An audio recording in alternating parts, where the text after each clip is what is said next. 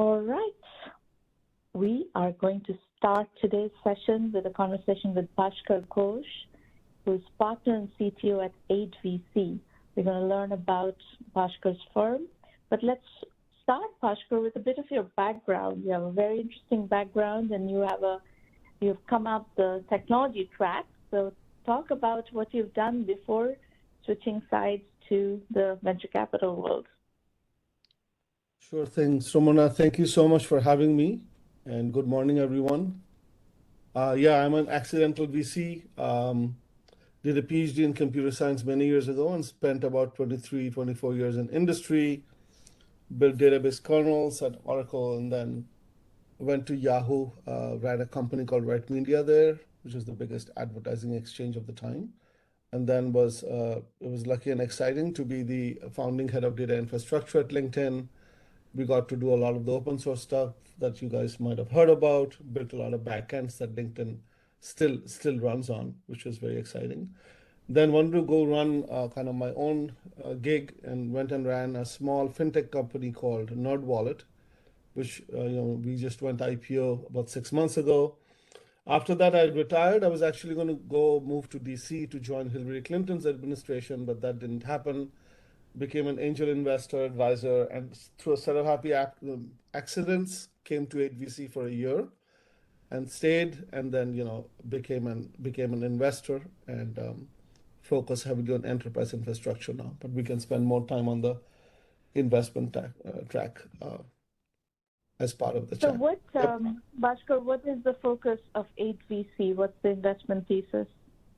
Yeah, so we are based in San Francisco, Austin, and New York. We manage about $6 billion and are currently investing out of our fourth core fund of $640 million and our second growth fund of $800 million. And in terms of thesis, primarily B2B software. Our fund's core investing principles have been around what we call smart enterprise. Our founder, Joe Lonsdale, wrote a wonderful article back in 2012, 2013, which has still proved fairly prescient. So the idea of smart enterprise is taking legacy verticals and disrupting them with data, AI, cloud, and automation. It applies to both vertical and horizontal software. In the last 5 years, we have moved much more deeply into horizontal platforms and infrastructure in a big way, and also started focusing on developer personas in addition to business and product personas. So for my track, which I tend to focus very, very heavily on platforms at all the tiers, cloud, data, AI, all the way to APIs and application infrastructure. And just wanted to call out that, while we are an investment firm, we are very proud to call ourselves a build firm also. So 23% of our core fund is actually allocated to what we call the build program, where we incubate almost 3 to 5 companies every year, all the way from health IT, bio IT to insurtech. And now I'm actually starting a new company in the area of enterprise software security. So we think of ourselves, so our firm has a fairly strong entrepreneurial and operational spirit. And I'd say we think of ourselves more as builders and less as investors. Coming back to the investment thesis, as I said, vertical SaaS with very heavy focus on data, AI, and automation was the core. And now, we have also added to it. And vertical SaaS took us to legacy verticals very productively, say in fintech, insurtech, logistics, transportation, supply chain. And then we started doing health IT and bio IT before I joined the firm. And just to repeat myself, have now moved fairly deeply and widely into infrastructure at all levels. So can you talk about the early stage investment work that you do? What check size do you like to write? What do you want to see in a company before you're willing to write those checks? Yeah. So our core fund, we focus on early phase investing, so pre-seed, seed, and Series A. Pre-seed and seeds can be anywhere from $500,000 to $3-4 million. A's can be anywhere from 5 to 15.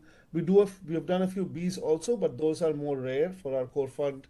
They can be anywhere from 20 to 35, so fairly large checks. The growth checks from our growth fund can be much larger, and they're, I'd say, We do a few in new companies, but many of them are kind of larger reserves coming into our faster growing and larger companies.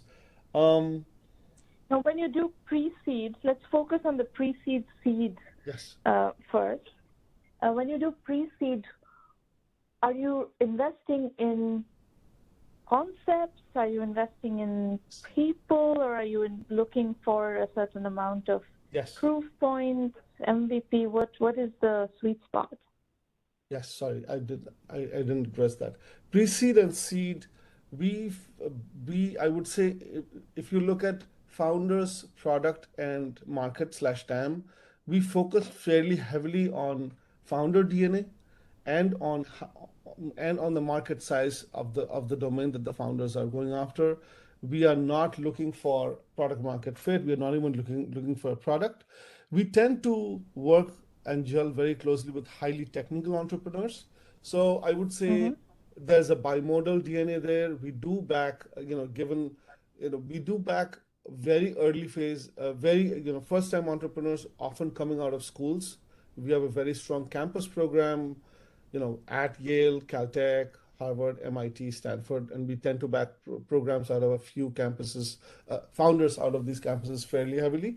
We also find ourselves backing second-time entrepreneurs from our network.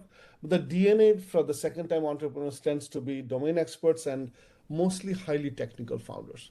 So highly technical Mm-hmm. founders and high time areas would be the common pattern. As we do larger Okay.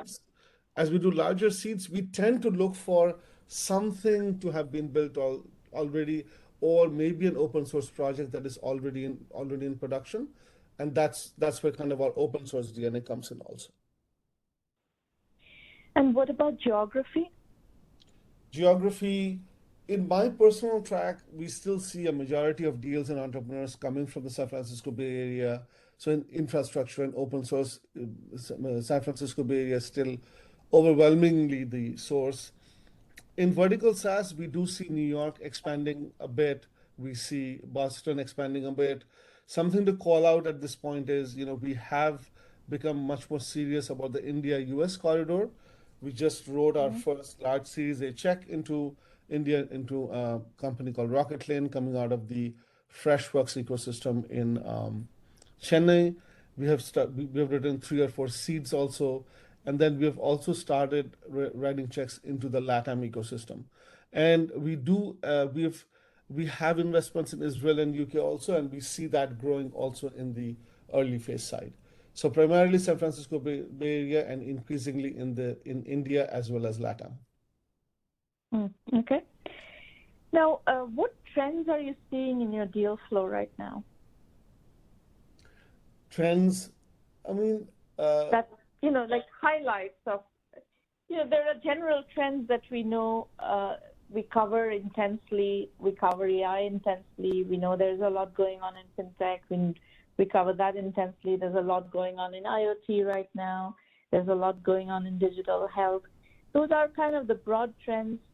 But are there specifics that are, slightly more interesting, more insightful things that that have caught your attention? yeah. Um, I'll probably give a slightly boring answer to start off. In the track that I am running, we still see, which is all things data, AI, cloud, all the way to APIs and application infrastructure, all the way to edge, in fact, and for like data aware and AI aware applications. We are still seeing a very heavy uh, and very productive ecosystem around open source projects getting productized. So that continues to Mm-hmm. be a fairly ripe area, and given our background, it's something that we still continue to focus on. We continue to see legacy verticals, whether it's healthcare, logistics, uh, travel, e-commerce and fintech, getting unbundled and becoming API first. And we see a propensity of not only workflow automation, but also of kind of verticalized infrastructure platform plays coming into these verticals. So in terms of thesis areas, we see as enterprises are pulling on the software side to become more data first, AI first, API first, cloud first, and also security first, we are seeing a fairly secular trend in software startups in that area. I would say that continues to be important. We are still seeing, despite the downturn, second-time entrepreneurs coming into the fore in these areas. And That doesn't surprise me. You know, entrepreneurs, once they're entrepreneurs, cannot stop being entrepreneurs usually. true, I would So say. talk about, yeah, No, go go ahead. ahead. Go Go ahead. ahead. I was about to ask you about some examples from your current portfolio. What are some companies that you've invested in, especially in the pre-seed stage, seed stage, and do a couple of examples. And Oh, yeah. specifically, as you were talking about them, explain what is it that you saw in these companies that caught your attention enough for the firm to write checks. Oh, sure. Um, few examples in the data analytics and privacy infrastructure area. I should call out Acrel, which is taking to, building the enterprise grade version of the open source project called LinkedIn Data Hub. The founders are, very senior data search and infrastructure leaders that I actually worked with during my time at Yahoo and LinkedIn. So a lot of it was a bet on them, but also on the project LinkedIn Data Hub, which is really hitting an inflection point. In the AI-driven privacy infrastructure area, we did a pre-seed in a company called Lightbeam with very senior technical leaders and builders coming out of Nutanix and LinkedIn. Again, some of whom I'd actually worked with, and we feel that privacy is actually for structured, unstructured data and for different sort of repositories is an extremely important area, which is not as well built into and as well understood as it should be. That company is Lightbeam.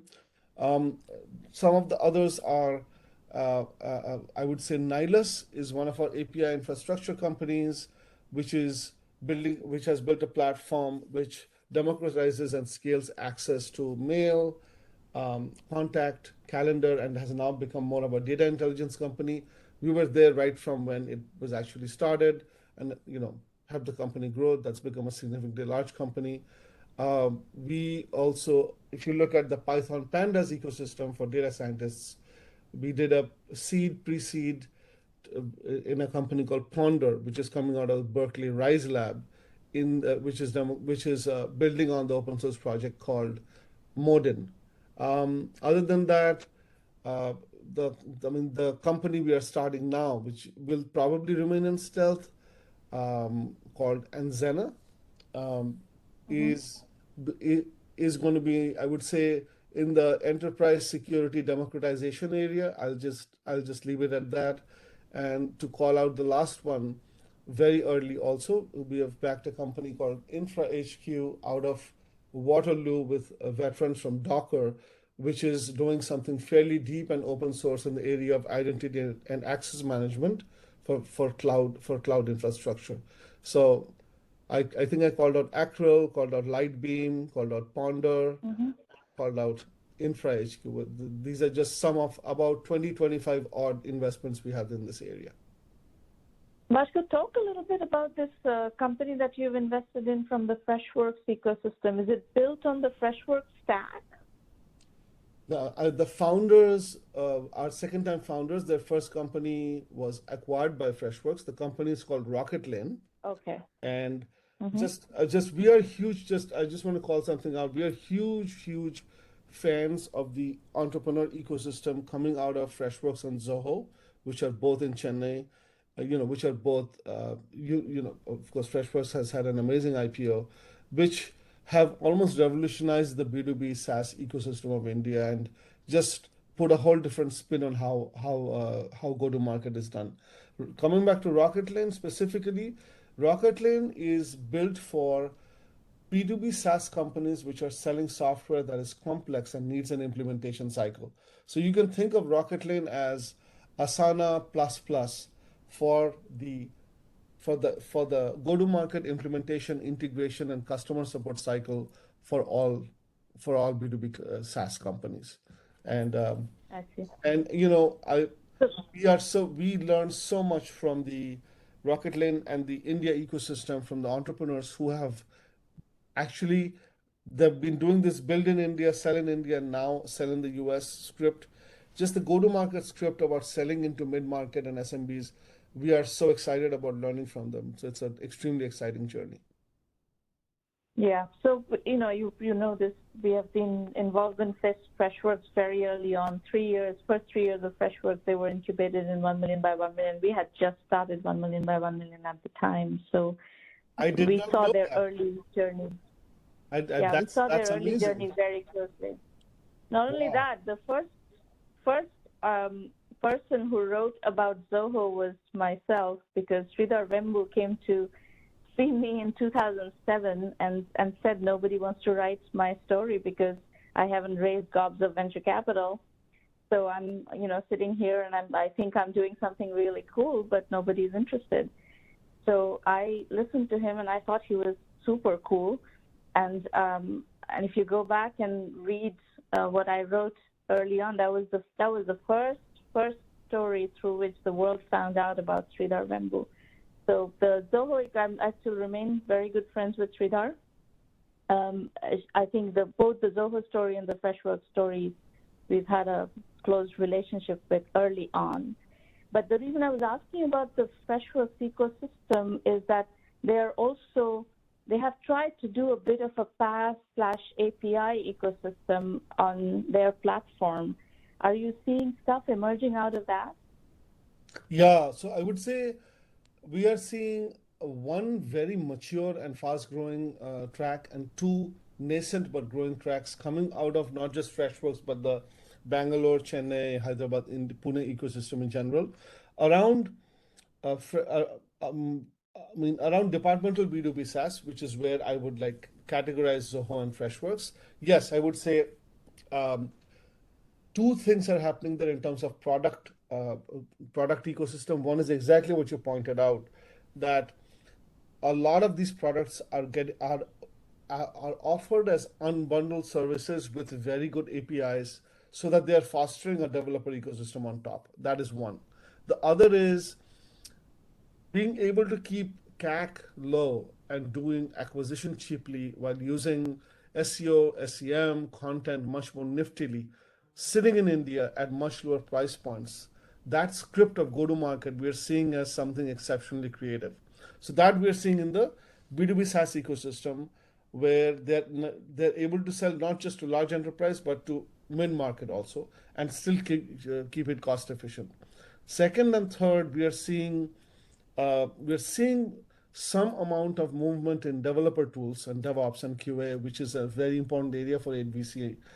We are seeing founders doing open source companies out of India from Trivandrum, Jaipur, Goa. We find that Yeah. extremely exciting. That's number two, and number three is, I would say, infrastructure. If you look at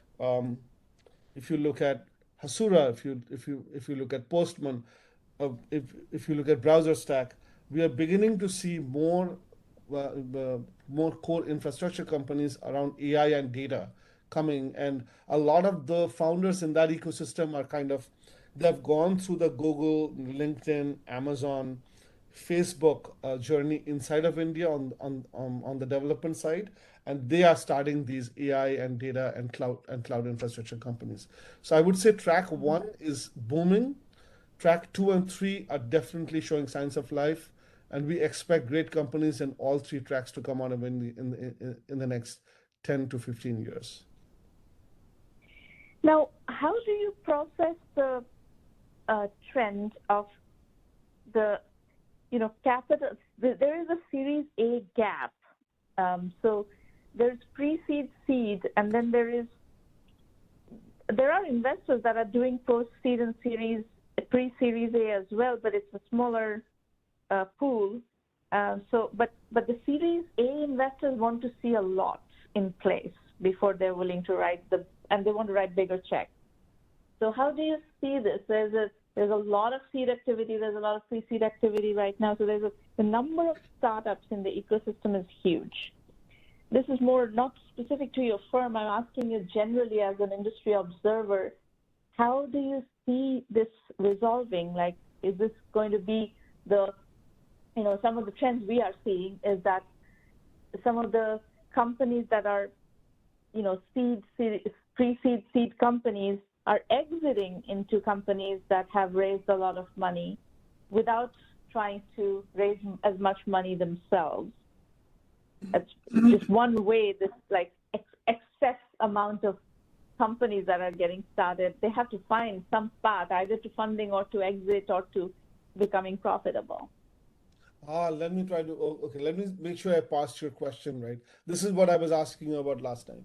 So what you're saying is so many pre-seed and seed deals are being done. How do these companies stay the course and last long enough and get funded so that Exactly. Because the number of Series A investments is not moving that much. Mhm. So let me try to complement what you just said in terms of what we see. So selfishly, just to make a point about 8VC, yes, since we are lucky to have enough capital, when we do pre-seeds or seeds, and the company needs money, we just stay the course. We make sure that our companies are Right. funded. Right. So You're a big enough fund, you can stay yes, the course. But there are so many funds that have indeed. positioned themselves as pre-seed funds and seed funds. They're small funds. They can't stay the course.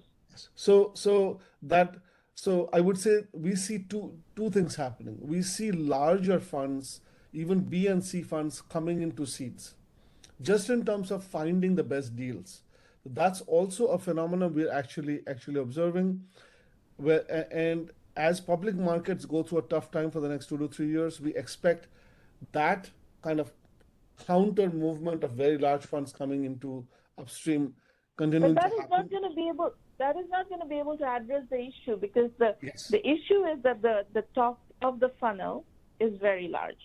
A lot of companies are getting started. A tremendous number of companies are getting started. And there So just isn't enough Series A deal. The number of Series A deals happening is just not at that level. yeah, and this is I mean this is how I think things will be shaken out. I think if you start a pre-seed or seed company with very little capital, you're giving yourself limited amount of time to build something decent, have a couple of wedge use cases, and be able to show a path to monetization. So, I mean, if you raise only $2 to $3 million, that's just a risk that you take.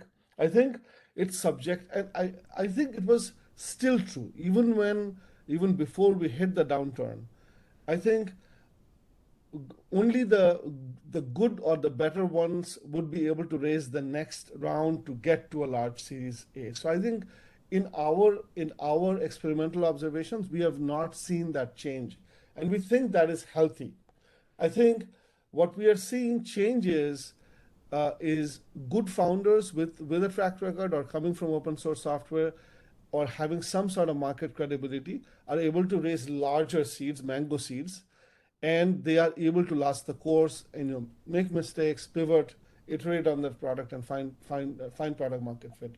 For seed fund, so before directly answering your question or maybe partially giving you a complimentary point of view, we do feel that capital that seed funds and with like single GPs, and we work with a lot of them and are extremely supportive of them.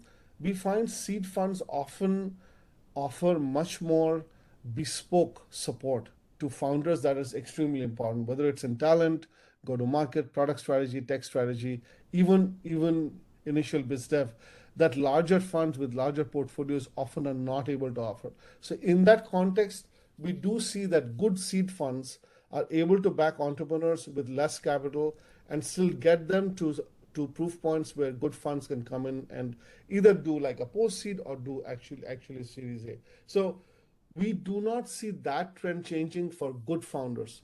What we do see changing, without answering your question directly, is Series A investors are actually asking harder questions today than they were asking in Q4 of 2021. People are looking for more product. I mean, it is becoming less likely now that a pre-product company without several wedge use cases or a few pilots running in production, that they'll be able to raise a large, 10, 12, $15 billion Series A. We see that as changing. We also see Series A valuations as coming down. But your point is well taken that with the lack of exuberance in Series A, this is translating to pre-seed and seed funds having a slightly harder time. In a way, we think it's slightly healthy, and we think that over the next two to 3 years, only the good pre-seed and seed investment, companies will go on to raise healthy A's. So I have a rather different point of view about the definition of good. Yep. 1Mby1M has a philosophy that is completely counter to this VC-obsessed philosophy of Silicon Valley and today the world, because the world has imported Silicon Valley's VC obsession, and I don't like it at all. So as far as I'm concerned, a bootstrap founder who either raises a small amount of capital and continues to build a revenue business, cash business, profitable business, and is a good founder. I don't use the word bad founder for that kind of founder. They may not be fundable at the scale at which large Silicon Valley funds or large funds anywhere, Tigers and so forth, want to fund. But I'm a huge fan of solid, sustainable bootstrap businesses. I'm a huge fan of capital efficient entrepreneurship. I'm a huge fan of bootstrapping to exit. We have sold many companies actually in 1Mby1M where small amounts of capital were raised or completely bootstrapped companies went straight into exit. And I think I would push back on your use of the word good. Yeah, I think maybe the word is not something that we are debating. I think it's the nature of product market fit and iteration that the company has gone through. Yeah, the nature of scalability, and hence fundability. You have to have a very scalable, high velocity company for it to be fundable at a Series A level or even beyond. Yeah, let me add some nuance to it. I'm actually going to agree with you too much. It's not going to be as exciting as we want it to be. I think it's much more related to the domain that we're actually operating in. So what we see is that it depends on the bucket. If you are going into infrastructure at any level, finding product market fit takes a much longer time, and seed funds, A funds have to recognize that. And if founders need money, a company needs money to iterate, to actually get into production, which for infrastructure software actually takes a lot longer, and stabilization of these products take longer. Those are deep tech, fast startups. Yes. Those don't follow the lean startup model. That's right. It's exactly yes. right. So that's a different track. That's a different track. And it's a very important track for us. That's what I'm trying to point out, which is why we invest in open source projects. Now, if you look at vertical SaaS and you look at horizontal SaaS, for like definitional purposes, horizontal SaaS is something like sales, marketing, HR, all of the standard departments in enterprises, which are not vertical specific. We feel that scrappy and product market fit minded founding teams tend to find these wedge use cases early. I think it's a matter, I don't think that it usually requires a large amount of capital, whether it's vertical or horizontal SaaS. It's a matter of iterating fast enough and being kind of customer first and product first. And we are huge. And domain knowledge, I think domain knowledge is very key in that. I was talking to an entrepreneur yesterday in oil and gas in Colorado, and his company, they're already at 5 million in ARR, and this is a company that is doing, there are probably 20 companies that are really their immediate TAM, and each of these 20 companies are going to be doing, right now they're doing probably $2 million a year kind of business with them, and this number is going to go up just because of the nature of the business. And then there are more companies that are mid-sized and that are going to give them more repeatability and so forth. But if you can get like 5-10 companies that are willing to do $2 million worth of business each, that's your capital. You don't need investment capital. Customer capital is perfectly fine. And you can I think only do that if you have yeah. deep domain knowledge. You have deep domain knowledge. I think the other part that you might be implying is I think the cost structure is extremely important in terms of, I mean, what sort of a balance of engineering, product, sales, marketing, talent you need, and where they are actually locating. And if you're building it completely in Silicon Valley, the price points tend to be much higher. That's number one. And the other is something that I obliquely mentioned, which is the cost structure of CAC. I think these few factors actually matter a lot in capital efficiency. And founders who tend to focus on that early tend to fall into the into the sort of the near bootstrap category that you're actually pointing to.